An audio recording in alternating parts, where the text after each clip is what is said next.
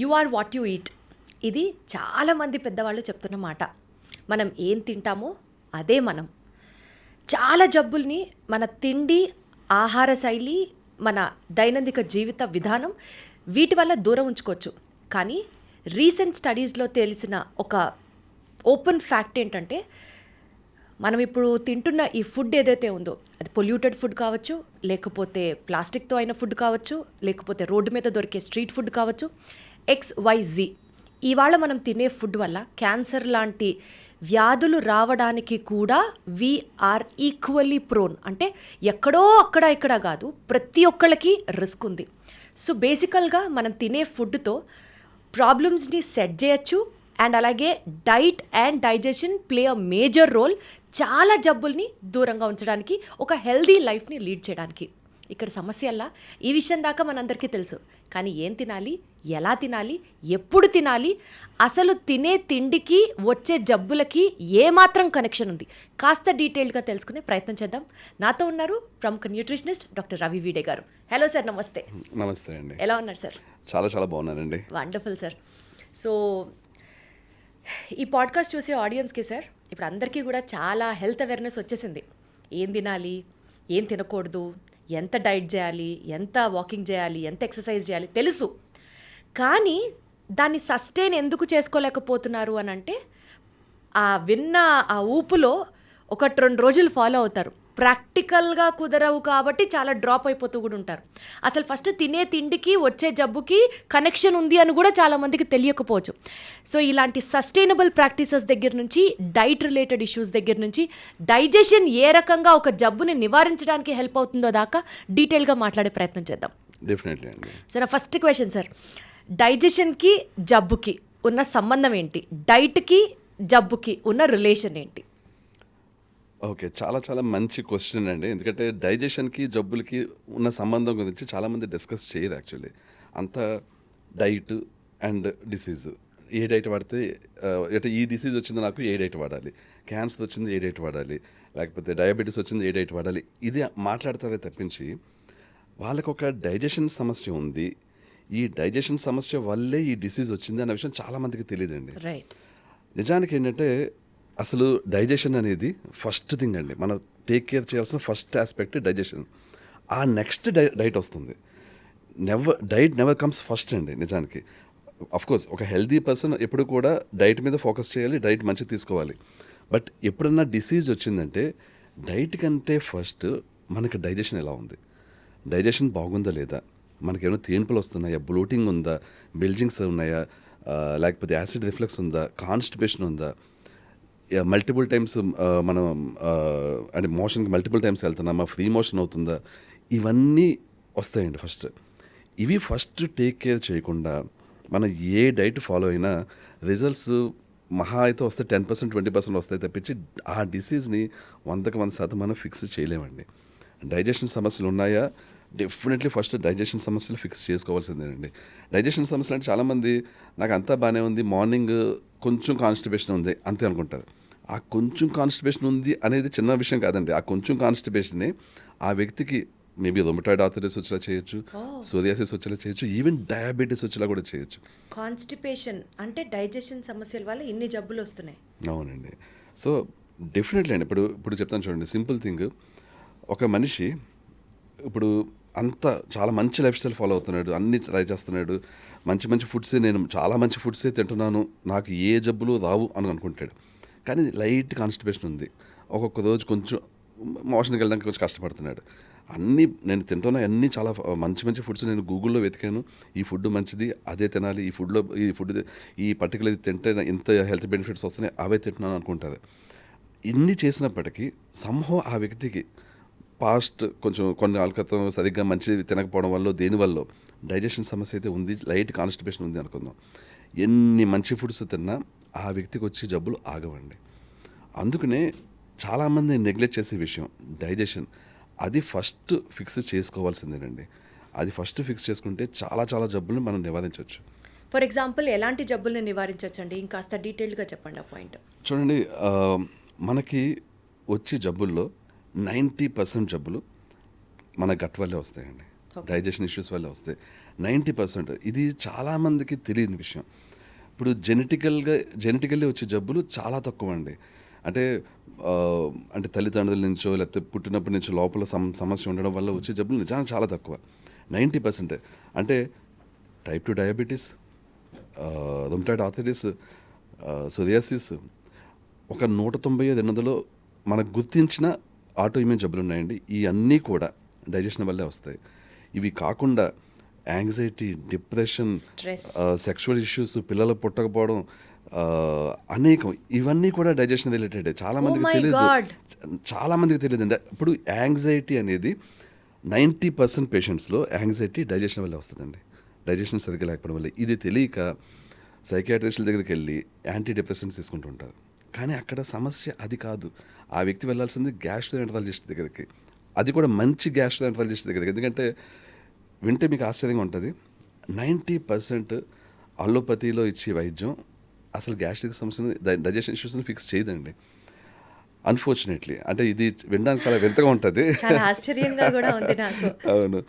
So చెప్పాలంటే digestion సమస్య fix చేసుకోవాలి. బట్ ట్రెడిషనల్ వేలో గ్యాస్ట్రోఎంటరాలజిస్ట్ దగ్గరికి వెళ్తే అన్ని రకాల గ్యాస్ట్రిక్ సమస్యలు ఫిక్స్ కావండి యాక్చువల్లీ. సరే, ఇప్పుడు ఒక పర్సన్ నార్మల్గా డైట్ తీసుకుంటాడు. సే ఫర్ ఎగ్జాంపుల్ ఇందాక మీరు అన్నట్టు హెల్తీ డైటే తీసుకుంటాడు. డైజెషన్ ఇష్యూస్ ఉన్నట్లుగా కూడా తనకి తెలియకపోవచ్చు.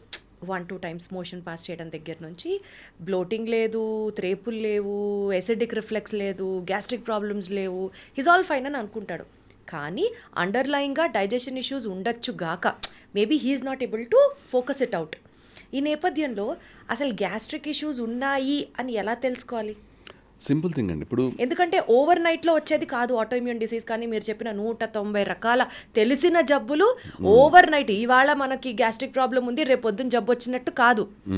సో అండర్లైన్గా ఉన్న గ్యాస్ట్రిక్ ఇష్యూస్కి సంబంధించిన డైజెషన్ ప్రాబ్లమ్స్ ఒక మనిషిలో ఉన్నాయి, he suffering from this digestion problem అని సెల్ఫ్గా ఎలా తెలుసుకోవచ్చండి. మీకు ఒకటి చెప్తున్నా చూడండి, ఆటోఇమ్యూన్ జబ్బులు కానీ ఎన్ని జబ్బులు వచ్చేటప్పుడు, అంటే డైజెషన్ వల్ల వచ్చేటప్పుడు వాళ్ళలో ఒకటి మాత్రం గ్యారంటీ అండి. అదేంటంటే అంటే ఒక పారామీటర్ కింద లెక్క చేసుకోవచ్చు. అదేంటంటే ఆ మనిషికి మార్నింగ్ ఫ్రీ మోషన్ అవుతుందా లేదా, అది మెయిన్ అండి. ఒకవేళ ఫ్రీ మోషన్ అంటే ఒకసారి అవ్వాలి మళ్ళీ మోషన్.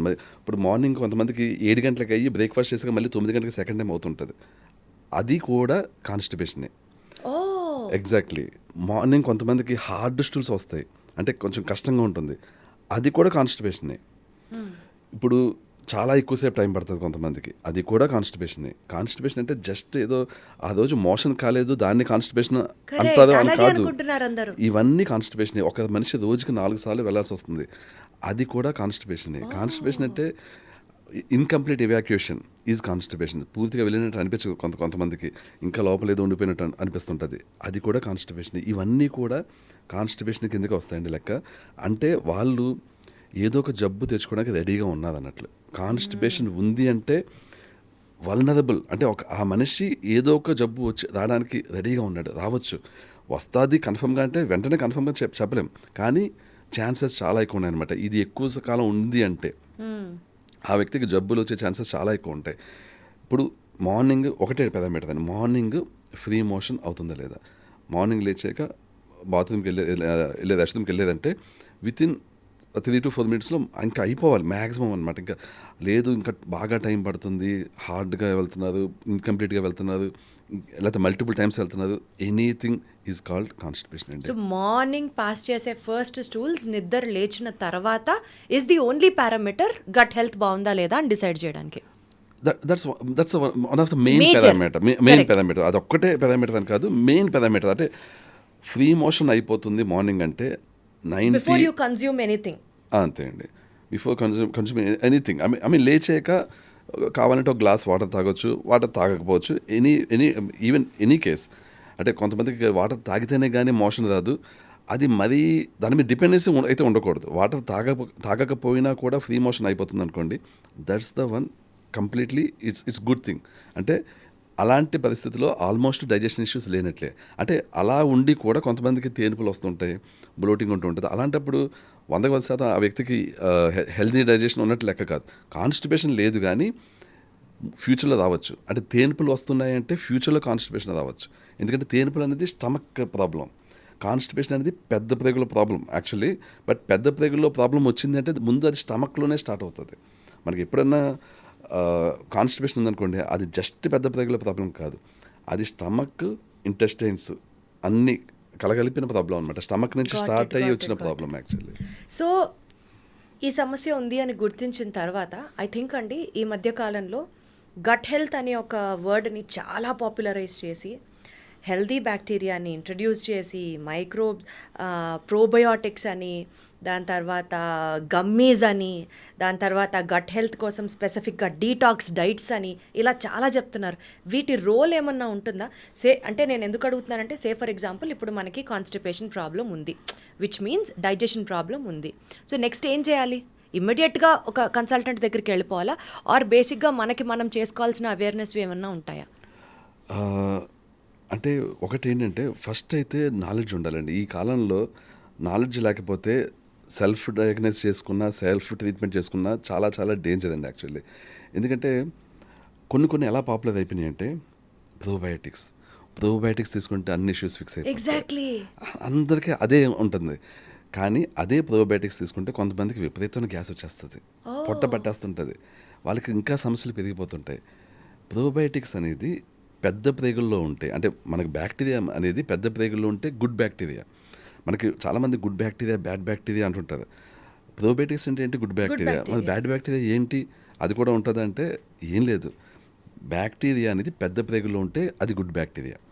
అదే బ్యాక్టీరియా చిన్న ప్రేగుల్లోకి వస్తే అది బ్యాడ్ బ్యాక్టీరియా. బ్యాక్టీరియా ఏ ప్లేస్లో ఉంది అనే దాన్ని బట్టి అది గుడ్ బ్యాక్టీరియా, బ్యాడ్ బ్యాక్టీరియా అంటాం. కానీ నిజానికి పెద్ద ప్రేగులో కొంత గుడ్ బ్యాక్టీరియా ఉంది, కొంత బ్యాడ్ బ్యాక్టీరియా ఉంది అనేది wrong concept actually. Any bacteria if it is in పెద్ద ప్రేగులు ఇట్స్ ఎ గుడ్ బ్యాక్టీరియా.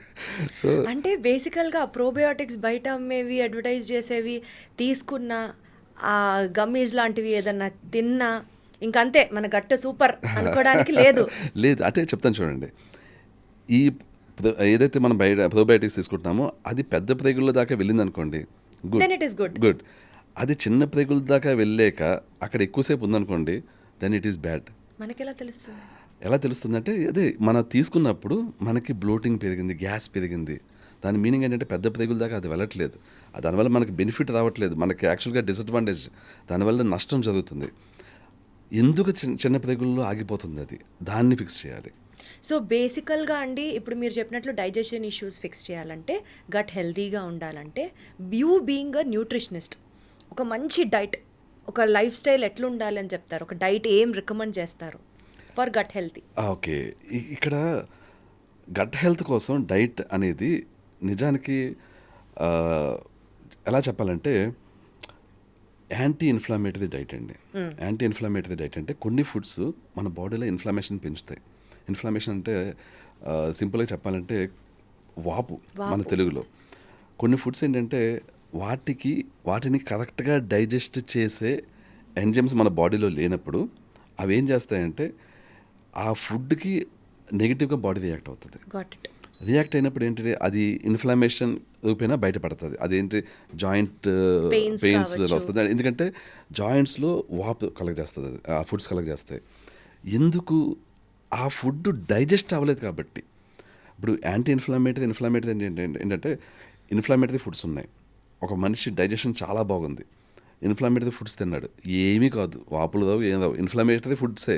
కానీ ఆ వ్యక్తిలో ఇన్ఫ్లమేషన్ క్రియేట్ చేయట్లేదు. ఎందుకు? ఆ వ్యక్తిలో sufficient amount of digestive enzymes produce అవుతున్నాయి. యాంటీ ఇన్ఫ్లమేటరీ డైట్ ఉంది, అది ఏంటంటే డైజెస్టివ్ ఎంజైమ్స్ తక్కువ ఉన్నా, మినిమం ఉన్నా కూడా డైజెస్ట్ అయిపోతాయి అవి. సో అవి తీసుకుంటే ఏంటంటే డైజెషన్ తక్కువగా ఉన్నా కూడా ఏమీ కాదు. చాలామంది ఏమనుకుంటారంటే ఈ యాంటీ ఇన్ఫ్లమేటరీ డైట్ తీసుకున్నప్పుడు డైజెషన్ ఇష్యూస్ లేవు కాబట్టి ఈ డైట్ డైజెషన్ని ఫిక్స్ చేస్తుంది అనుకుంటారు. డైజెషన్ ఫిక్స్ చేయట్లేదు. డైజెస్టివ్ ఎంజైమ్స్ తక్కువ ఉన్నా కూడా డైజెస్ట్ అయిపోతున్నాయి, చేస్తుంది. So there is no diet that can fix digestive issues. Not this point. అదండి. సో డైజెషన్ని ఫిక్స్ చేసేది డైట్ కాదు, మరి ఏంటి? వర్కౌట్స్. ఇది తెలియదు చాలామందికి. వర్కౌట్స్ అనేది చాలా చాలా ఇంపార్టెంట్ అండి. వర్కౌట్స్ వల్లనే మన బాడీలో డైజెస్టివ్ ఎంజైమ్స్ ప్రొడ్యూస్ అవుతాయి. మనం ఏం చేస్తాం ఇప్పుడు, వర్కౌట్స్ అంటే వెయిట్స్ని లిఫ్ట్ చేయడం, కార్డియో చేయడం, ఈ రెండు మెయిన్ అండి. రెండూ కూడా చేయాలి. వెయిట్స్ని లిఫ్ట్ చేయడం చాలామంది చేయదు, ఎస్పెషల్లీ లేడీస్ చేయదు, కానీ చెయ్యాలి. అదేమి లేడీస్లో కండలేం పెంచేది విపరీతంగా, బాడీని మంచి షేప్లో పెడుతుంది, కానీ లేడీస్లో టెస్టోస్టెరాన్ లెవెల్స్ ఎక్కువ ఉండవు, కాబట్టి వాళ్ళకి మగవాళ్ళలాగా విపరీతంగా కండలు పెరిగిపోవు. చాలామంది కండలు పెరిగిపోతే మగవాళ్ళు లుక్ Masculine look వచ్చేస్తుంది వచ్చేస్తుంది అని అనుకుని చెప్పి ladies చేయరు. usually చేయరు weight lift. కానీ చెయ్యాలండి. మగవాళ్ళన్నా ఆడవాళ్ళన్నా ఆల్మోస్ట్ రోజుకి 30 to 45 మినిట్స్ వెయిట్స్ని లిఫ్ట్ చేయడం చేయాలి. హెవీ వెయిట్స్ని లిఫ్ట్ చేయట్లేదు, బట్ ఎంత అమౌంట్ ఆఫ్ వెయిట్స్ని లిఫ్ట్ చేయాలో ఆ అమౌంట్ ఆఫ్ వెయిట్స్ని లిఫ్ట్ చేయాలండి యాక్చువల్లీ. ఎట్లా సార్ వెయిట్ లిఫ్టింగ్ కి హార్మోనల్ రిలీజ్ కి లింక్ ఏంటి? సో వర్కౌట్స్కి హార్మోన్స్కి మధ్య కనెక్షన్ ఏంటంటే అండి, మనం వర్కౌట్స్ చేసినప్పుడు మనకి ఒక రకమైన రిక్వైర్మెంట్ ఉంటుంది.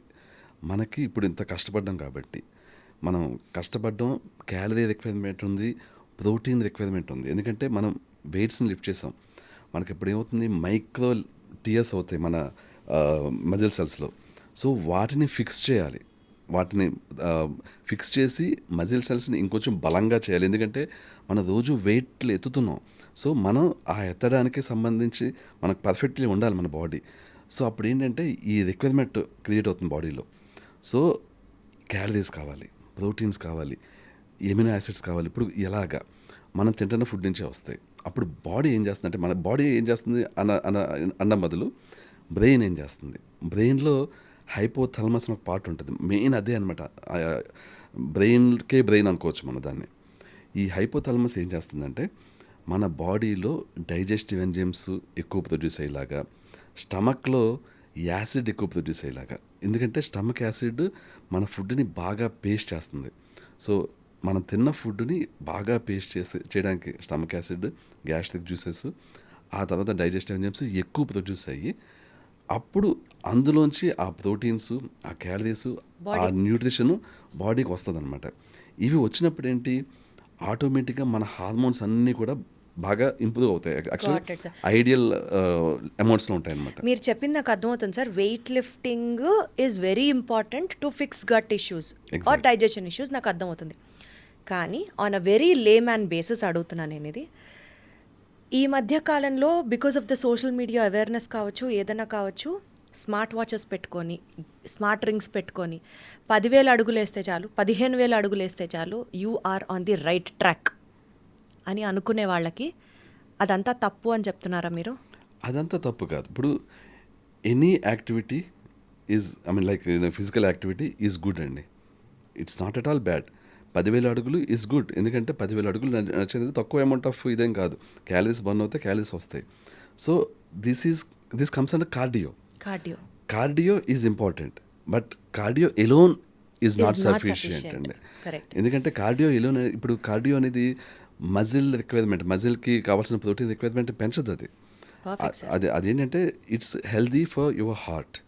మనకి ఆక్సిజన్ సప్లై బాగా వచ్చేలా చేస్తుంది, నరాలు బాగుంటాయి. మనకి ఏంటంటే ఒక మనిషి హెల్దీగా ఉండాలంటే నరాలు ఒక్కటే కాదు, 3 చాలా ఇంపార్టెంట్ అండి. ఒకటి బోన్స్, మజిల్స్, నర్వ్స్, ఈ 3 ఇంపార్టెంట్. కార్డియో వల్ల నర్వ్స్ బాగుంటాయి, నర్వస్ సిస్టమ్ బాగుంటుంది, but what about bones and muscles? దానికి కార్డియో సరిపోదు, దానికి వెయిట్స్ లిఫ్టింగ్ చేయాలి. ఇప్పుడు నేను అంటే వెయిట్స్ని లిఫ్ట్ చేయాలని తప్పించి వెయిట్ లిఫ్టింగ్ చేయాలంటలేదు నేను. Weight lifting is comes under something else. వెయిట్స్ని మనిషి లిఫ్ట్ చేయాలి అంటే డైలీ జిమ్కి వెళ్ళి వర్కౌట్స్ చేయాలి. అది మజిల్స్ని, బోన్స్ని స్ట్రాంగ్గా ఉంచుతుంది. కార్డియో అనేది మెయిన్లీ ఫోకసెస్ ఆన్ నర్వ్స్. ఏమన్నా ఉంటుందా సార్ వెయిట్ లిఫ్టింగ్లో? సపోజ్ ఉమెన్ ఈ ఏజ్ నుంచి ఏజ్ వాళ్ళు ఇంత వెయిట్ లిఫ్ట్ చేయాలి, మెన్ అయితే ఇంత వెయిట్ లిఫ్ట్ చేయాలి, అది అప్పుడు మనకి డైజెషన్కి హెల్ప్ అవుతుంది అని ఏమన్నా ఉంటుందా? అంటే అది లేదు, అది పర్సన్ టు పర్సన్ డిపెండెంట్ అండి. ఇప్పుడు ఫర్ ఎగ్జాంపుల్ ఒక మనిషి 6 feet ఉన్నాడు, అతనికి జెనెటికల్లీ గ్రోత్ హార్మోన్ ఎక్కువ ఉంటుంది, ఆ జెనెటికల్లీ అతను కొంచెం ఎక్కువ వెయిట్స్ ఎత్తగలడు. సో ఆ మనిషికి డిపెండ్ అయి ఉంటుంది ఆ మనిషి ఎంత వెయిట్ ఎత్తగలడు. ఫర్ ఎగ్జాంపుల్ ఏంటంటే ఇండివిజువల్ అంతే. సో సార్ నేను ఏదో మాట్లాడదాం అనుకున్నాను, కానీ అది చాలా డెప్త్ వెళ్ళేసరికి మనం ఆడియన్స్కి కూడా ఒక క్లారిటీ ఇచ్చే ప్రయత్నం చేద్దాం. సో ఇక్కడ వరకు మనం మాట్లాడిన కాన్వర్జేషన్లో 3 టేక్అవే పాయింట్స్ నాకు అనిపించాయి. జస్ట్ ఒక రివిజన్ లాగేద్దాం, ఆడియన్స్కి కూడా హెల్ప్ అవుతుంది. సో ఫస్ట్ థింగ్, డైజెషన్ సరిగ్గా లేదు అని అంటే డెఫినెట్లీ చాలా డిసీజెస్కి వాళ్ళు వల్నరబుల్గా ఉన్నారు అన్నది అర్థం ఫస్ట్ పాయింట్.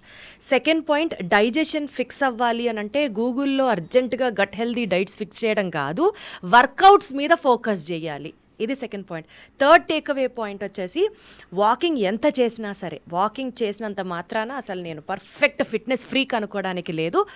కార్డియోతో పాటు you also need to equally focus on the weight lifting part. Workouts చేస్తే, వెయిట్ లిఫ్టింగ్ చేస్తే దెన్ డైజెషన్ ఇష్యూస్ రాకుండా ఉంటాయి. ఓకే సార్, ఇక్కడ దాకా ఒక్క చాప్టర్ అని పక్కన పెడితే నెక్స్ట్ కమింగ్ టు అంటే గట్ హెల్త్ అన్నదే మనం నాకు తెలిసి ఒక పాడ్కాస్ట్ చేయొచ్చు. Will do it very soon. But in order to talk a broader perspective of many topics నేను నెక్స్ట్ సెగ్మెంట్కి వెళ్తున్నాను. సరే, ఇప్పుడు హెల్దీగా ఉండాలి అని అనుకోవడం ఒక సైడ్ ఆఫ్ ది కాయిన్. ఎప్పటికీ యంగ్గా ఉండాలి, ముసలితనం రాకుండా, మన పనులు మనమే చేసుకుంటూ, స్కిన్ ముడతలు పడకుండా, బోటాక్స్ ఇంజెక్షన్లో చేయించుకోకుండా, ఇది తింటే హెల్దీ ఉంటాం, యాంటీ ఆక్సిడెంట్స్ ఫుడ్ తినాలి, బెర్రీస్ తినాలి, గ్లూటాథియాన్ ఇప్పుడు లిక్విడ్లో కలుపుకొని తాగాలి, కొలాజన్ సప్లిమెంట్స్ తీసుకోవాలి, ఇట్లా ఇన్ని చెప్తూ ఉంటారు కదా. అసలు ఫస్ట్ డైట్తో, కేవలం డైట్తో ఓల్డ్ ఏజ్ని మనం కొంచెం ఎక్స్టెండ్ చేయొచ్చు. Because being old, getting old is a natural process. You cannot deny the process. But as far as what you can do is you can just push the process little away. You can extend getting old. So డైట్తో ఏమన్నా చేయొచ్చా? Definitely చేయొచ్చండి, definitely చేయొచ్చు. అయితే again నేను diet గురించి explain చేస్తూనే నేను యాంటీ ఏజింగ్ అనేది జరిగేలాగా ఎలా చేయొచ్చు, ఏజింగ్ని డిలే ఎలా చేయాలో నేను చెప్తానండి. ఫస్ట్ ఆఫ్ ఆల్, ఏజింగ్ అంటే ఏంటి? నేను ఇందాక చెప్పినట్టు బోన్స్, మజిల్స్ అండ్ నర్వ్స్, ఈ మూడిట్లో ఏది వీక్ అయిపోతున్నా ఏజింగ్ అయిపోతున్నట్లు లెక్క. ఎగ్జాక్ట్లీ. బోన్స్ కేవలం మనకు కనిపించే స్కిన్ కాదా సార్? స్కిన్ చూసి మనిషి ఏజ్ అవుతున్నాడా లేదా చెప్పలేమా? స్కిన్ చాలా హెల్దీగా కనిపిస్తుంది అంటే నర్వ్స్ హెల్దీగా ఉన్నట్లు. స్కిన్ అనేది నర్వ్స్ రిలేటెడ్. ఇప్పుడు నర్వ్స్ కానీ వీక్ అవుతుంటే మనకి క్విక్గా ఒకటి చెప్తాను మీకు. ఫ్యాట్లో 2 రకాలు ఉంటుంది, గుడ్ ఫ్యాట్, బ్యాడ్ ఫ్యాట్. మీకు ఫేస్లో కూడా ఫ్యాట్ ఉంటుంది. ఆ ఫ్యాట్ వల్లే మీకు యంగ్ లుక్ ఉంటుంది. ఫేస్లోనే కొన్ని చోట్ల లావుగా ఉన్నప్పుడు వేరే చోట్ల వేరే ఫ్యాట్ వస్తుంది, అది బ్యాడ్ ఫ్యాట్. మనం కరిగించాల్సింది బ్యాడ్ ఫ్యాట్, గుడ్ ఫ్యాట్ని కాదు. మీరు ముసలి వాళ్ళు అయ్యే కొద్ది చూస్తే వాళ్ళలో ఫ్యాట్ తగ్గిపోతుంటుంది. ఏ ఫ్యాట్? గుడ్ ఫ్యాట్ కూడా. ఎందుకు?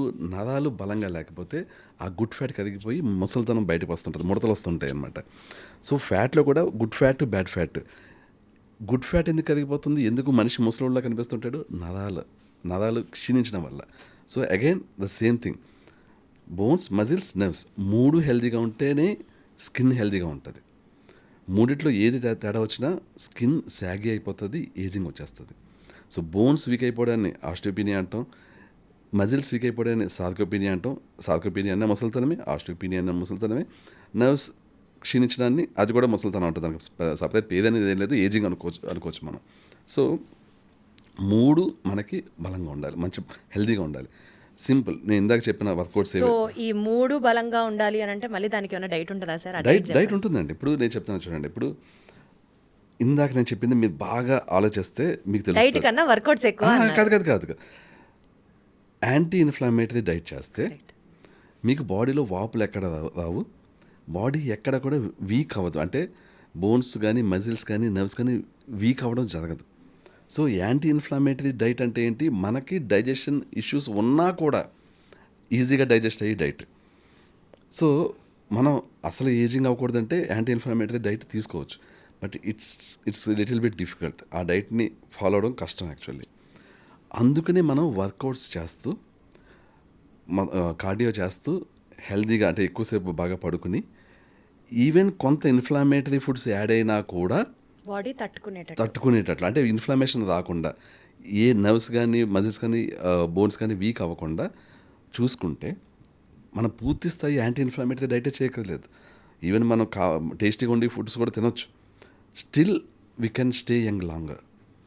అది చెప్పాను కదా, అది జరగాలంటే మనం మన డైజెస్టివ్ సిస్టంలో పర్ఫెక్ట్లీ డైజెస్టివ్ ఎంజైమ్స్ ప్రొడ్యూస్ అయ్యేలా, యాసిడ్ ప్రొడ్యూస్ అయ్యేలా చేసుకుంటూ ఉంటే అప్పుడు డెఫినెట్లీ మనం ఏజింగ్ని పోస్ట్ పోన్ చేయొచ్చు. అంటే దాని మీనింగ్ ఏంటంటే డైట్ కంప్లీట్లీ డైట్ మీద డిపెండ్ అవ్వకుండా వర్కౌట్స్ మీద అండ్ లైఫ్ స్టైల్ మీద, అంటే especially at least 7 to 8 hours of sleep ఉండేలా చూసుకుంటూ, స్ట్రెస్ ఎక్కువ లేకుండా చూసుకుంటే, స్ట్రెస్ అగైన్ నర్వ్స్ని డ్యామేజ్ చేసేది.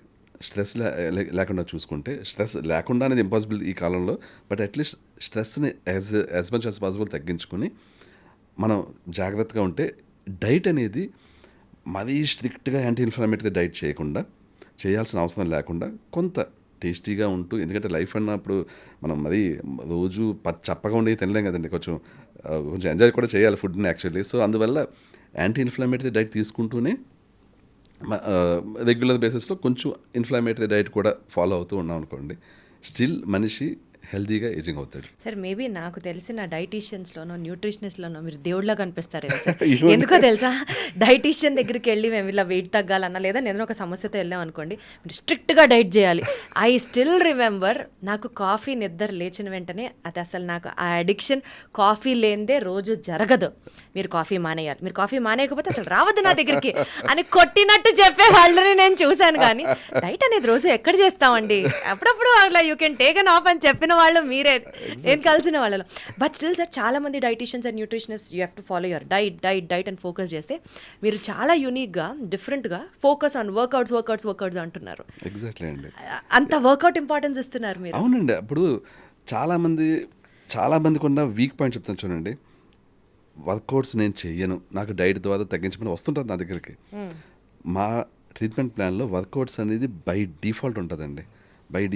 అంటే ఫర్ ఎగ్జాంపుల్ కొంతమందికి కొంతకాలం ఆగి చేయమంటాం. అంటే రూమటాయిడ్ ఆర్థరైటిస్ ఉంది, వాళ్ళకి జాయింట్ ఇన్ఫ్లమేషన్ ఉంది అట్ ద మూమెంట్, జాయింట్స్లో వాపు ఉన్నప్పుడు వర్కౌట్స్ చేయకూడదు, ఆ వాపు తగ్గాక చేయాలి. సో అలాంటి స్పెషల్ కేసెస్లో కొంతకాలం ఆగమంటాం తప్పించి, ఎవరికన్నా సరే వర్కౌట్ అనేది ఇంకా ట్రీట్మెంట్ ప్లాన్లో భాగం అండి. ఎందుకంటే ఇప్పుడు medicine, work out is a medicine అండి యాక్చువల్లీ. ఇప్పుడు ఏ హెల్త్ లేని వాళ్ళు వర్కౌట్స్ చేయకూడదు అంటే గ్యారంటీగా చేయాలి, హెల్త్ ఇష్యూస్ రాకుండా ఉండాలంటే. హెల్త్ ఇష్యూస్ ఉన్నాయంటే వాళ్ళు కంపల్సరీగా డ్యామ్షూర్గా చేయాలి వర్కౌట్స్.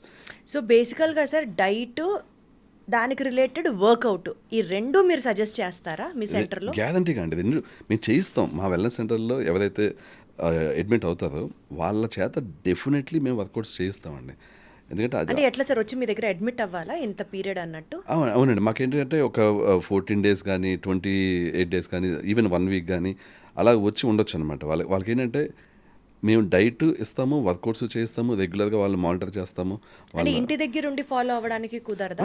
అలా కూడా సజెస్ట్ చేస్తారు. చాలా మంది ఇంటి దగ్గర దగ్గర ఫాలో అవుతారు. మేము వాట్సాప్ సపోర్ట్ ఇస్తుంటాం వాళ్ళకి. వాళ్ళకి చెప్తుంటాం ఏమి చేయాలి, ఎలా చేయాలి అనేది. ఒకవేళ వాళ్ళకి అంటే ఇక్కడ వెల్నెస్ సెంటర్ ఉంటే దగ్గరికి వస్తే వాళ్ళకి కంప్లీట్ కేర్ తీసుకుంటాం మేము. అంటే వాళ్ళకి డైట్ ఇవ్వడం దగ్గర నుంచి, వాళ్ళ సప్లిమెంటేషన్ దగ్గర నుంచి కంప్లీట్ కేర్ ఉంటుంది. సో ఇప్పుడు మీరు ఇచ్చే డైట్ వల్ల ఎలాంటి డిసీజెస్కి క్యూర్ దొరుకుతుంది సార్? ఇప్పుడు కిడ్నీస్ చాలామందికి ఏంటంటే చాలా ఫంక్షనింగ్ తగ్గిపోతుంటుంది. 20%, 10%కి వచ్చేస్తుంటుంది ఒక్కోసారి. 10%కి బిలో వచ్చిందంటే వాళ్ళని డయాలసిస్ మీద పెడుతుంటారు. కిడ్నీస్ని కూడా చాలా ఈజీగా ఫిక్స్ చేస్తుంటాం మేము within no time. Within 1 monthలో కిడ్నీ డైట్ ఏంటంటే చాలా ఫాస్ట్గా హీల్ చేస్తుంది కిడ్నీస్ని.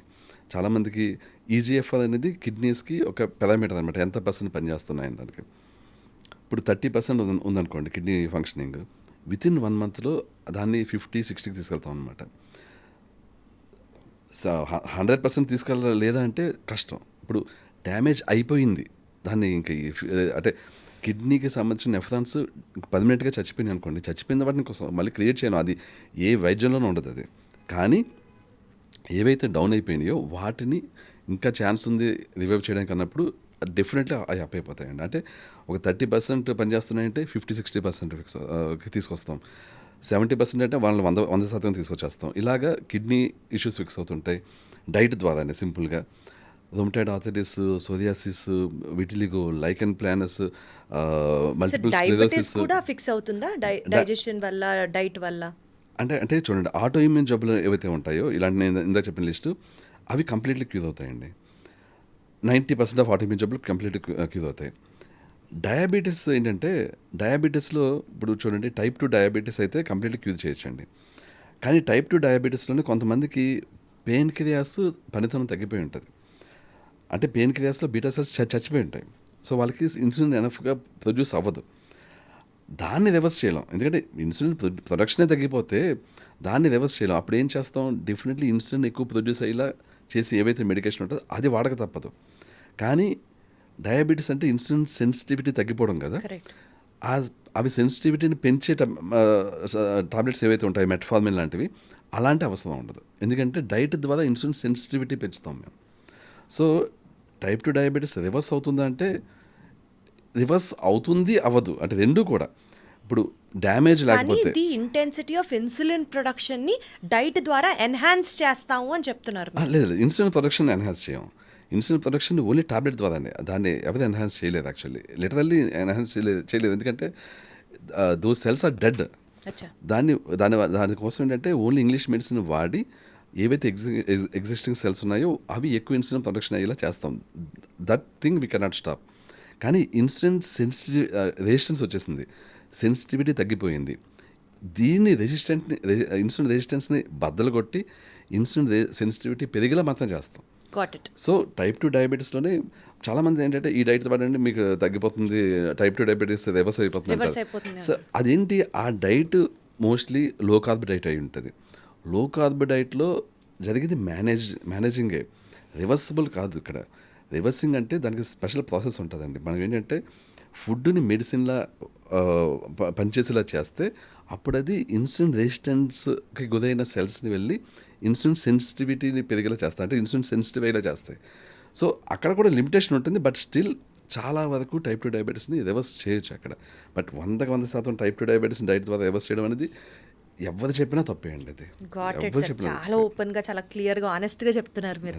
ఎవరో ఒక పెద్ద మనిషి చెప్పినట్లు గుర్తొస్తుంది సార్, ఫుడ్ని మెడిసిన్లా తీసుకోకపోతే మెడిసిన్నే ఫుడ్ లాగా 3 పూట్ల తినాల్సి వస్తుంది. అంత దౌర్భాగ్యమైన స్థితిలో ఉంటాం మనం ఫుడ్ని ప్లాన్ చేసుకొని తినకపోతే అని అంటారు. ఇప్పుడు నాకు ఆ మాటలన్నీ గుర్తొస్తున్నాయి మీరు మాట్లాడుతుంటే. సార్ ఇప్పుడు ఇండివిజువల్గా కేస్ స్టడీ గురించి మాట్లాడదాం sir. Suppose for example rheumatoid arthritis ఉంది, that's an autoimmune disease. 90% of the autoimmune డిసీజెస్ని మీరు ఫిక్స్ చేస్తారు డైట్ వల్ల, డైజెషన్ని ఫిక్స్ చేయడం వల్ల అని అన్నారు. ఎట్లా జరుగుతుంది సార్, ఒకసారి క్లియర్గా ఎక్స్ప్లెయిన్ చేయండి so that people also can get to relate it. Sure అండి. రుమటాయిడ్ ఆర్థరైటిస్ పేషెంట్ ఎవరైనా తీసుకోండి, మీకు డైజెషన్ ఎలా ఉందని అడగండి. నాకు పొద్దున్న అంత ఈజీగా అవ్వదు, మోషన్ కాన్స్టిపేషన్ ఉంది అంటదండి, లేకపోతే గ్యాస్ ఉంది, లేకపోతే బ్లోటింగ్ ఉంది, ఇలాగ ఏదో ఒక డైజెషన్ సమస్య గ్యారంటీగా ఉంటుంది. ఎవరినైనా అడిగి చూడండి, డైజెషన్ సమస్య లేకుండా రుమటాయిడ్ ఆర్థరైటిస్ ఉండదండి. స్పెషల్ కేసెస్ తప్పించి, స్పెషల్ కేసెస్ చాలా తక్కువ ఉంటాయి, మేబీ 5% అలా ఉంటాయి అంతే. 90-95% కేసెస్లో డైజెషన్ సమస్య వల్లే వస్తుందండి. వీళ్ళకి ఏం చేస్తామంటే ఫస్ట్ డైజెషన్ సమస్యను ఫిక్స్ చేయాలి. ఫస్ట్ ఎండోస్కోపీ అనేది చేయిస్తాం. ఎండోస్కోపీ ఏంటంటే స్టమక్లో ఏ ఇష్యూస్ ఉన్నాయి, ఎందుకంటే కాన్స్టిపేషన్ కానీ ఎనీ డైజెషన్ ఇష్యూస్ కానీ స్టార్ట్ అయ్యేది స్టమక్ దగ్గర నుంచి. స్టమక్లో హెచ్పైలోరీ బ్యాక్టీరియా ఉందా, లేకపోతే గ్యాస్ట్రైటిస్ ఉందా, లేకపోతే ఇంకేదైనా సమస్య ఉందా, ఇవి చెక్ చేస్తాం. హెచ్పైలోరీ బ్యాక్టీరియా ఉంటే బ్యాక్టీరియాని ఫిక్స్ చేస్తాం, దాన్ని అది లేకుండా చేస్తూ ఉంటాం. అది లేకుండా చేయడానికి అలోపతిక్ మెడికేషనే, దానికి ఏవి సప్లిమెంట్స్తోనూ హెచ్పైలోరీ బ్యాక్టీరియాని చంపడం, ఎనీ బ్యాక్టీరియాని చంపడం అనేది ఎక్కడా లేదండి. అంటే ఎక్సెప్ట్ ఇంగ్లీష్ మెడిసిన్ ఎక్కడా లేదు. చాలామంది హోమియోపతి లేకపోతే ఆయుర్వేదాల్లో తగ్గిస్తాం, లేకపోతే ఇందులో తగ్గిస్తాం, అందులో తగ్గిస్తూ ఉంటారు, కానీ 100% తగ్గదండి. కొంత కంట్రోల్లో పెడుతుంది, కానీ ఇంగ్లీష్ మెడిసినే వాడాల్సి ఉంటుంది, యాంటీబయాటిక్స్ వాడాల్సి ఉంటుంది. సో వాడి హెచ్పైలోరీ బ్యాక్టీరియాని చంపేస్తాం. హెచ్పైలోరీ బ్యాక్టీరియాని చంపకపోతే ఎప్పటికీ ఫిక్స్ కాదండి డైజెషన్ ఇష్యూస్, ఎందుకంటే ఎనఫ్ స్టమక్ యాసిడ్ ప్రొడ్యూస్ అవ్వదు అది లేకపోతే. నెక్స్ట్ ఏం చేస్తాం, ఒకవేళ స్టమక్లో ఏమైనా వాపు ఉందా అంటే దాన్నే గ్యాస్ట్రైటిస్ అంటాం, అది ఉంటే దాన్ని తగ్గిస్తాం. దాన్ని తగ్గించడానికి కూడా ఇంగ్లీష్ మెడిసినే వాడతాం. ఒకసారి స్టమక్లో వాపు తగ్గిపోయింది, స్టమక్ హీల్ అయిపోయింది, హెచ్పైలోరీ లేదు, ఇప్పుడు ఏం చేస్తామంటే వాళ్ళకి గట్ మొటిలిటీ పెంచుతాం, అంటే డైజెషన్ స్పీడ్ పెంచుతాం. ఎందుకంటే రుమటాయిడ్ ఆర్థరైటిస్ ఉన్న వాళ్ళకి డైజెషన్ స్పీడ్ తక్కువ ఉంటుంది. బేసికలీ సింపుల్గా చెప్పాలంటే వాళ్ళకి ఎందుకు రుమటాయిడ్ ఆర్థరైటిస్ వస్తుందంటే డైజెషన్ స్పీడ్ తక్కువ ఉండడం వల్ల స్మాల్ ఇంటెస్టైన్స్లో, చిన్న ప్రేగుల్లో ఫుడ్ ఎక్కువసేపు ఉండిపోయి అది నాచు కట్టేసి అది పాచిపోయి అక్కడ ఫంగస్ ప్రొడ్యూస్ అయ్యి ఆ ఫంగస్ వల్లనే రుమటాయిడ్ ఆర్థరైటిస్ వస్తుంది. ఎనీ ఆటోఇమ్యూన్ జబ్బు, ఎనీ ఆటోఇమ్యూన్ డిసీజ్ స్మాల్ ఇంటెస్టైన్స్లో ఫంగస్ ఎక్కువ అయిపోవడం వల్లనే వస్తుందండి. సో మనం అక్కడ ఫుడ్ ఎక్కువసేపు ఉండి ఫంగస్ క్రియేట్ అవ్వకుండా చేస్తే ఆ ఆటోఇమ్యూన్ జబ్బు మళ్ళీ ఫ్లేరప్ రాదు, కంట్రోల్ అయిపోతుంది. సో ఇప్పుడు ఫస్ట్ అది చేయాలంటే ముందు స్టమక్ని ఫిక్స్ చేయాలి. స్టమక్లో డైజెషన్ కరెక్ట్ కావాలి, స్టమక్లో ఫుడ్ పేస్ట్ అవ్వాలి, దాన్ని ఖైమ్ అంటాం, ఖైమా లాగా ఖైమ్ అవుతుందన్నమాట. స్టమక్లో మనం ఏ తిన్నా కూడా పేస్ట్ అయిపోతుంది. ఆ పేస్ట్ అయింది చిన్న ప్రేగుల్లోకి వస్తుంది. చిన్న ప్రేగుల్లో త్వరగా డైజెస్ట్ అవ్వాలి, త్వరగా అది మూవ్ అవ్వాలి. అంటే త్వరగా అంటే రుమటైడ్ ఆర్థరైటిస్ వాళ్ళకి స్లోగా అవుతుంది కాబట్టి మనం దాన్ని పుష్ చేస్తాం. నార్మల్గా ఇలా చేస్తాం అనమాట. దానికి మనం గట్ స్పీడ్ పెంచి మెడిసిన్ వాడతాం. ఓకే, అది కూడా అలోపతిక్ మెడిసిన్. అది ఇప్పుడు గట్ హీలింగ్ అంతా అయిపోయింది. మనం అలోపతిక్ మెడిసిన్ వాడితే ఆ ఒక్కటే ట్రీట్మెంట్లో, రొమటైడ్ ఆర్థరైటిస్ ట్రీట్మెంట్లో కొంచెం ప్రొలాంగ్డ్గా అలోపతిక్ మెడిసిన్ వాడేది కేవలం ఈ విషయంలోనే. అది ప్రోకైనెటిక్ అంటాం దాన్ని. ప్రోకైనెటిక్. ఈ ప్రోకైనెటిక్ మెడిసిన్ ఏం చేస్తుందంటే గట్ స్పీడ్ని పెంచుతుంది. బట్ అలోపతిక్ మెడిసిన్ అయినప్పటికీ ఏమాత్రం సైడ్ ఎఫెక్ట్స్ లేని లాంగ్ టర్మ్ యూజ్ చేయదగ్గ మెడిసిన్ ఇది. సో ఇది వాడి గట్ మొటిలిటీ పెంచుతాం, గట్ స్పీడ్ పెంచుతాం. ఆ స్పీడ్ని మ్యాచ్ అయ్యేలాగా డైజెస్టివ్ ఎంజైమ్స్ బైలు ఇస్తాం అనమాట. ఎందుకంటే న్యాచురల్గా ఆ వ్యక్తికి అంత డైజెస్టివ్ ఎంజైమ్స్ ప్రొడ్యూస్ అవ్వట్లేదు. అందుకని digestive enzymes in the form of మళ్ళీ మెడికేషన్, సప్లిమెంట్. ఇక్కడ నుంచి ఓన్లీ సప్లిమెంట్స్, ఇక్కడ నుంచి no medicines. So digestive enzymes in the form of supplements ఇస్తాం. ఆక్స్ బైల్ అని ఒకటి ఉంటుంది, అది కూడా in the form of supplement. ఇవి ఇస్తే ఏమవుతుందంటే మనం తిన్న ఫుడ్ చాలా బాగా పేస్ట్ అవుతుంది. ఈవెన్ స్టమక్లో హెచ్సిఎల్ పెరగడం కూడా బీటెన్ హెచ్సిఎల్ అనే ఇస్తాం బయట నుంచి. అదేం చేస్తుందంటే స్టమక్లో ఏవైతే గ్యాస్ట్రిక్ జ్యూసెస్ ప్రొడ్యూస్ అవుతాయో వాటి యాసిడ్ తత్వం పెంచుతాయి అన్నమాట. సో యాసిడ్ మంచి బాగుంటుంది, పేస్ట్ బాగా అవుతుంది, డైజెషన్ బాగుంటుంది, ఎందుకంటే డైజెషన్ ఎంజైమ్స్ చేస్తున్నాం. సో ఆ వ్యక్తికి ఎక్కువసేపు స్మాల్ ఇంటెస్టైన్ ఫుడ్ ఉండిపోదు. సో ఫర్దర్గా ఫంగస్ గ్రో అవ్వదు ఎక్స్ట్రాగా. పెద్ద ప్రేగులోకి వెళ్తుంది. పెద్ద ప్రేగులోకి వెళ్ళిస్తే బాగా డైజెస్ట్ అయిపోయింది కాబట్టి కాన్స్టిపేషన్ ఉండదు, హార్డ్ స్టూల్స్ ఉండడం, కాన్స్టిపేషన్ ఉండడం ఉండదు అనమాట. సో మనిషికి ఏమవుతుంది, ఫ్రీ మోషన్ అవుతుంది. సో ఈ సప్లిమెంట్స్ యూస్ చేసి బాగా డైజెస్ట్ అయ్యేలా చేసి ఎప్పుడైతే మనం ఆ వ్యక్తి ఫ్రీ మోషన్ అయ్యేలా చేస్తామో అక్కడితోటి అతని డైజెషన్ ఇష్యూస్ తగ్గిపోతాయి. రైట్. అదొక్కటే చేస్తే సరిపోదు. ఇప్పుడు ఏం చేస్తాం, యాంటీ ఇన్ఫ్లమేటరీ డైట్ ఇస్తాం. ఈ డైట్ ఏం చేస్తుందంటే యాంటీ ఇన్ఫ్లమేటరీ డైట్ కాబట్టి నథింగ్ బట్ బాడీలో ఉన్న ఇన్ఫ్లమేషన్ ఎక్కడెక్కడ ఉందో అంత తగ్గిపోతుంది. ఎందుకు ఇన్ఫ్లమేషన్ ఎందుకు వస్తుంది? ఫస్ట్ మనం తిన్న ఫుడ్ని బాడీ డైజెస్ట్ చేసుకోలేకపోవడం వల్ల వస్తుంది. ఇప్పుడు ఇది ఈజీగా డైజెస్ట్ అయిపోతుంది కాబట్టి ఇంకా బాడీలో ఇన్ఫ్లమేషన్ ఉండదు. రుమటైడ్ ఆర్థరైటిస్ అంటే ఏంటి, జాయింట్స్ యొక్క ఇన్ఫ్లమేషన్. సో ఇప్పుడు మనం ఈ డైట్ ద్వారా దీనివల్ల ఏం చేస్తాం, సప్లిమెంట్స్ ద్వారా ఏం చేస్తున్నాం, జాయింట్స్ ఇన్ఫ్లమేషన్ లేకుండా చేస్తున్నాం. ఈ డైట్ 3 నెలలు వాడాక ఇదే డైట్ జీవితంతో వాడాల్సిన అవసరం లేదు. ఎందుకు, మనం ఈ డైట్ ద్వారా ఎగ్జిస్టింగ్ పెయిన్స్ని తగ్గించేసాం.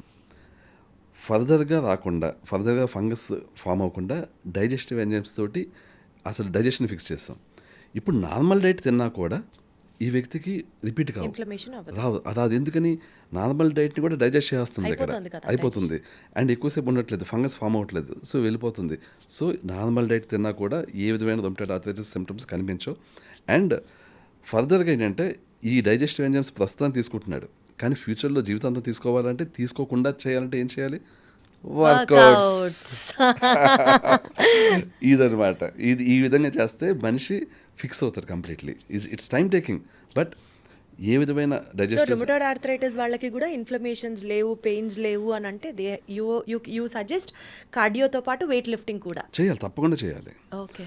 వాళ్ళకి ఏంటంటే ఫస్ట్ వాళ్ళు వచ్చినప్పుడు ఇన్ఫ్లమేషన్తో వస్తుంది, మోకాళ్ళు చేతులు ఉంటాయి. యాక్చువల్లీ ఆ ఇన్ఫ్లమేషన్ని చాలా ఈజీగా కనిపెట్టవచ్చు. హెచ్ఎస్సిఆర్పి, ఈఎస్ఆర్ ఈ 2 ఉంటాయండి. ఈ 2 వాల్యూస్ అబ్నార్మల్గా ఉన్నాయంటే బాడీలో inflammation. HSLP stand for HSCRP, high sensitive C reactive protein. అంటే నథింగ్ బట్ బేసిక్గా ఏంటంటే మన బాడీలో ఎక్కడైనా ఇన్ఫ్లమేషన్ ఉంటే మన అంటే సిఆర్పి అంటే ఏంటి, సి రియాక్టివ్ ప్రోటీన్. బాడీలో ఇన్ఫ్లమేషన్ ఉంటే మన లివర్ రియాక్టివ్గా, ఇన్ఫ్లమేషన్ ఉంది కాబట్టి క్రియేట్ చేస్తుంది ప్రోటీన్స్ని. సో అదనమాట. సో ఈ రకంగా ఆటో ఇమ్యూన్ డిసీజెస్ని ఈజీగా ఫస్ట్ డైట్ ద్వారా ఫిక్స్ చేసి, డైజెషన్ ఫిక్స్ చేసి, డైట్ సజెస్ట్ చేసి, వర్కౌట్స్ రికమెండ్ చేస్తారు. దిస్ ఈజ్ హౌ, అంటే ఎలా ఆటో ఇమ్యూన్ డిసీజెస్ని ట్రీట్ చేస్తారు అన్నదానికి రుమటాయిడ్ ఆర్థరైటిస్ అనే ఒక ఎగ్జాంపుల్ తీసుకొని ఎక్స్ప్లెనేషన్ అడగడం జరిగింది. అర్థమైంది sir. Sir, coming back to the digestion, కొంతమంది అంటే సర్వసాధారణంగా హౌస్ హోల్డ్స్లో మనం చూసే పాయింట్, పొద్దున్న లేచిన వెంటనే ఓ పెంటాప్రజోలో, ఓ ప్యాంటాపో, లేదా ఎప్పుడన్నా బిర్యానీలు, థమ్స్అప్లు, పెప్సీలు తాగిన తర్వాత త్రేపులు వస్తున్నాయంటే ఓ డైజిన్ చప్పరించడము, మ్యూకెయిన్ సిరప్ వేసుకోవడము, ఇలా చేస్తే తగ్గిపోయిందిగా, బాగానే ఉన్నాగా అని అనుకుంటారు. ఈ ప్రాక్టీసు కొన్నిసార్లు రోజు చేస్తారు, కొన్నిసార్లు అనీజీగా ఉన్నప్పుడు ఈనో కలుపుకొని తాగితే సెట్ అయిపోయిందిగా అనుకుంటారు. Do you suggest that's a good practice? That's very very dangerous practice అండి యాక్చువల్లీ. అంటే అసలు స్టమక్లో ఏం జరుగుతుందో అని తెలిస్తే ఇది ఎవరు ఫాలో కాదండి అసలు. ఇప్పుడు చూడండి, ఇది ఏం చేస్తుంది, మన ప్యాంటప్ తీసుకున్నాం, అది ఏం చేస్తుంది అంటే లోపలికి వెళ్ళి మన స్టమక్లో యాసిడ్ జనరేషన్ని ఆపేస్తుంది. ఇంకే పీపీఎస్ అంటాం, ప్రోటాన్ పంప్ ఇన్హిబిటర్స్, యాంటాసిడ్స్, ఇవన్నీ ఏంటంటే మనకి బాడీలో మన స్టమక్లో ప్రాపర్ యాసిడ్ జనరేట్ కాకుండా చేస్తాయి. ఒకవేళ యాసిడ్ జనరేట్ అయితే దాన్ని కూడా నిర్వీర్యం చేస్తాయి యాంటాసిడ్స్. దీనివల్ల ఏమవుతుంది, స్టమక్లో అసలు యాసిడ్ ఎందుకు ఎక్కువ ప్రొడ్యూస్ అవుతుంది, మన తిన్న ఫుడ్ని పేస్ట్ చేయాలి మొత్తం. అంటే స్మాల్ ఇంటెస్టైన్స్లో డైజెషన్ బాగా అవ్వాలంటే ముందు stomach comes first, next small intestines. స్టమక్లో ఫుడ్ పేస్ట్ అవ్వాలి. పేస్ట్ అవ్వాలంటే యాసిడ్ ఉండాలి. ఇప్పుడు యాసిడ్ రిఫ్లెక్స్ ఎప్పుడు వస్తుంది, చాలామంది అనుకునేది ఏంటంటే యాసిడ్ ఎక్కువైపోతే వస్తుంది. ఎక్కువైపోతే రాదు, తక్కువైతే వస్తుంది. యాసిడ్ తక్కువైతే పైకి తేలిపులు వస్తుంటాయి. ఎందుకంటే స్టమక్కి అన్నవాహికి మధ్యలో స్ప్లించర్ ఒకటి ఉంటుంది, స్ప్లించర్, దాని మూత అలాగనమాట. ఇది ఎలాంటిదంటే మనం ఏదన్నా వండుతున్నాం అనుకుందాం, ఏదైనా కుక్కర్లో ఏదైనా వండుతున్నాం, పైన మూత పెట్టాం. ఇది ఎలా పనిచేస్తుందంటే అది బాగా వేడిగా ఉంటే మూత ఆటోమేటిక్గా క్లోజ్ అవుతుంది, అంత వేడిగా లేనప్పుడు ఆటోమేటిక్గా ఓపెన్ అవుతుంది అనుకుందాం. సేమ్ అలాగే ఇది పనిచేస్తుంది. యాసిడ్ బాగా ఎక్కువైంది అనుకోండి స్టమక్లో, మంచి ఏదో డైజెషన్ అవుతుంది అనే విషయం మనకు బ్రెయిన్కి తెలిసి యాసిడ్ ఎక్కువ ఉంది, డైజెషన్ అవుతుంది, ఈ టైంలో నేను మూతను క్లోజ్ చేయాలి. మూత క్లోజ్ చేస్తుంది, ఎందుకంటే పైకి రాకూడదు యాసిడ్. యాసిడ్ తక్కువ ఉంది అనుకోండి, బ్రెయిన్ ఏమనుకుంటుంది, యాసిడ్ తక్కువ ఉంది కాబట్టి అసలు అక్కడ ఏం డైజెషన్ అవ్వట్లేదు, అక్కడ మూతను ఓపెన్ చేసి చేస్తుంది. So that comes up as acid reflex. Exactly. Perfect. మనం ఏంటి, యాసిడిటీగా అనిపించి యాసిడ్ రిఫ్లెక్స్ వచ్చినప్పుడు ఇంకా డైజీనో ప్యాంటాప్ వేసేసుకొని ఆ కొంచెం సెక్రీషన్ ని కూడా స్టాప్ చేస్తున్నాం. Oh my god. సో అసలు కరెక్ట్ గా బాడీలో జరిగే ఫిజియాలజీకి మనం రివర్స్ గా పని చేస్తున్నాం. ఎగ్జాక్ట్లీ. ఇది ఏదో ఒకరోజు చేసాం అనుకుందాం, ఈ రోజు నాకు బిర్యానీ తిన్నాను ఒక రోజు చేసుకున్నాం, ఒక రోజుకి ఏం కాదు, 2 రోజులకి ఏం కాదు, రోజు ఇదే ప్రాక్టీస్. లేకపోతే వారానికి 2 రోజులు వేసుకుంటారు, కొంత 3 రోజులు వేసుకుంటారు, అలా సంవత్సరం వేసుకుంటారు. ఏమవుతుంది, కొంచెంగా ఇంటెస్టైన్స్ డ్యామేజ్ అవుతుంటాయి. ఎందుకంటే డైజెస్ట్ కానిది ఇంటెస్టైన్స్లోకి వెళ్తుంది, స్మాల్ ఇంటెస్టైన్స్ అదే బలంగా ఉండవు, అవి చాలా అంటే డెలికేట్గా సున్నితంగా ఉంటాయి. మన ఆ సున్నితంగా ఉన్న దాంట్లోకి ఏ వేయాలి, పేస్ట్ వేయాలి, అంటే డైజెస్టెడ్ పార్ట్ వేయాలి. మన అన్డైజెస్టెడ్ వేస్తే కోస్తాయి, ఇంకా ఆటోమేటిక్గా మనకి ఆ లోపలికి వెళ్ళి ఇంటెస్టైన్స్ని డ్యామేజ్ చేస్తుంటాయి. అక్కడ నుంచి స్మాల్ ఇంటెస్టైన్స్ ఇంకా సరిగ్గా డైజెస్ట్ చేయవు ఇంకా. సో లాంగ్ ఎంత ఒక డేంజరస్ ప్రాక్టీస్ తెలియక మనం ఫాలో అవుతున్నామా అని అనిపిస్తుంది. చాలా ఐ ఓపెనింగ్గా ఉంది. సరే, ఇంకో లాస్ట్ క్వశ్చన్. నాకు తెలిసి ఇంకా ఈ డౌట్లు నేను మిమ్మల్ని అడుగుతూనే ఉంటాను, బట్ స్టిల్, అంటే మీరు diet related, digestion related issues గురించి డిస్కస్ చేస్తున్నారు కాబట్టి ఇంత విన్నాక కూడా నేను ఈ క్వశ్చన్ అడిగాను అని మీరు అనుకోవద్దు. It's a very layman question, కానీ ఆడియన్స్ కోసం అడుగుతున్నాను. సరే, ఇప్పుడు 90% మనకు వచ్చే జబ్బులు మనం తినే ఫుడ్కి ఆధారం అని చెప్పారు మీరు, డైజెషన్ రిలేటెడ్ అని మాట్లాడుతున్నారు. వయసు పెరిగింది సార్, మోకాళ్ళ నొప్పులు వచ్చాయి, జాయింట్స్ అరిగిపోయినాయి, స్పాండిలైటిస్ వచ్చింది, ఎక్సెట్రా. ఏజ్ రిలేటెడ్ ఇష్యూస్ కూడా ఫుడ్కి సంబంధం ఉంటుందా సార్? యా, డెఫినెట్గా ఉంటుందండి. యాక్చువల్గా ఫుడ్కి సంబంధించి అన్న దాంతో పాటు అగైన్ డైజెషన్ అండ్ డైట్ రెండు కలిపి వస్తుంది. డైజెషన్కి మోకాళ్ళ అరుగుదలకి సంబంధం ఏంటండి? ఇప్పుడు చెప్తాను చూడండి. మనకి ఫస్ట్ డైజెషన్ ఇష్యూస్ వచ్చినప్పుడు ఫస్ట్ జరిగే ప్రాసెస్ ఏంటి అంటే కాల్షియం అబ్జార్ప్షన్ తగ్గిపోతుందండి. ఫస్ట్ జరిగేది అదే. ఇప్పుడు మన తినే ఫుడ్ బాడీకి వంట పట్టడం. ఈ వంట పట్టడం అంటే నథింగ్ బట్ మన ఫుడ్లో ఉండే న్యూట్రియంట్స్, కాల్షియం కానీ, మినరల్స్ కానీ, విటమిన్స్ కానీ అన్నీ కూడా బాడీ లాక్కోవాలి, బాడీ వాటిని అబ్జర్వ్ చేసుకుని యూజ్ చేసుకోవాలి. డైజెషన్ ఇష్యూ ఉంటే జరిగేది ఏంటంటే వాటిని అబ్జర్వ్ సరిగ్గా చేసుకోదు. ఫస్ట్ జరిగేది అదే. ఎవరికన్నా డైజెషన్ ఇష్యూస్ స్టార్ట్ అయినంటే వితిన్ నో టైం వాళ్ళకి జాయింట్ పెయిన్ స్టార్ట్ అవుతాయి. ఎందుకంటే బోన్స్ అనేవి కాల్షియం అందక బోన్స్ అలాగే డిటోరేట్ అయిపోతుంటాయి. సో ఏజ్ పెరిగి కొద్దీ ఏమవుతుంది, చాలామందిలో ఈ డైజెషన్ ఇష్యూస్ ఎప్పుడైతే స్టార్ట్ అవుతాయో వాళ్ళకి ఫస్ట్ జరిగేది బోన్స్ అరిగిపోవడం. చాలామంది ఏజ్ పెరిగింది కాబట్టి అయిపోతుంది అంటారు. కానీ యాక్చువల్లీ ఈ కాలంలో 40s, 50s వాళ్ళకి అయిపోతున్నాయి. 60s, 70s వచ్చాక డైజెషన్ తగ్గింది అంటే ఒక మీనింగ్ ఉంది. ఇప్పుడు 40s, 50s చాలామందికి ఆస్టియోపెరోసిస్ అంటే రొమటాయిడ్ కాదు, అదేదో ఆటోఇమ్యూన్ వల్ల వచ్చింది కాదు. తిన్న ఫుడ్లోంచి కాల్షియం అందక, అది కాల్షియం టాబ్లెట్స్ తీసుకున్నా ఫిక్స్ అవ్వదు అది. ఎందుకంటే తీసుకున్న అది బోన్స్కి వెళ్ళాలి. ఓన్లీ కాల్షియం తీసుకున్నంత మాత్రం కాల్షియం వెళ్ళిపోతుంది బోన్స్కి. కాల్షియంతో పాటు కాల్షియం బోన్స్కి వెళ్ళేలా చేసి విటమిన్స్ కూడా తీసుకోవాలి. సో అవి ఏమి తీసుకోవాలి జనాలకు తెలియదు. బోన్స్ అరిగిపోతే కాల్షియం క్యారింగ్ ఏం కావాలి, విటమిన్ K2 అని ఇంకోటి ఉంటుంది, అది తీసుకోవాలి. అది తీసుకోదు. విటమిన్ D కావాలి సఫిషియెంట్ అమౌంట్లో, అది తీసుకోదు. మిగిలిన అనేక విటమిన్స్ హెల్ప్ చేస్తాయి ఈ కాల్షియం బోన్స్కి వెళ్ళడానికి, వాటిని తీసుకోదు. సింపుల్గా కాల్షియం తీసుకుంటారు. దానివల్ల కాల్షియం బ్లడ్లో ఎక్కువయ్యి ఆర్టరీస్ బ్లాక్ అయ్యి కార్డియోవాస్కులర్ ఇష్యూస్ వస్తాయి తప్పించి అసలు ప్రాబ్లమ్ని ఫిక్స్ అవ్వదు. Wonderful sir. సో బేసికల్గా మనకి బోన్ హెల్త్ బాగుండాలి అంటే మంచి ఫుడ్ తినేసేనో, లేకపోతే సప్లిమెంట్స్ యూజ్ చేస్తేనో, పాలు తాగితేనో లీటర్లు, లేకపోతే కాల్షియం సప్లిమెంట్స్ తీసుకుంటేనో సెట్ అవ్వదు. డైజెషన్ సెట్ అయితే బోన్ హెల్త్కి కూడా it will play a major role. Exactly. Super sir. So బేసికల్గా diet is the key factor ఇప్పటి వరకు అని అనుకుంటున్నా. నాకు diet being properly digested is the master key role అన్నది అర్థమవుతుంది సార్. పర్ఫెక్ట్లీ చెప్పేదండి. మొత్తం ఈ రోజు పాడ్కాస్ట్ మొత్తానికి సారాంశం అదే. ఎగ్జాక్ట్లీ. కానీ ఇందులో కూడా ఇంకా చాలా షేడ్స్ ఉన్నాయి సార్.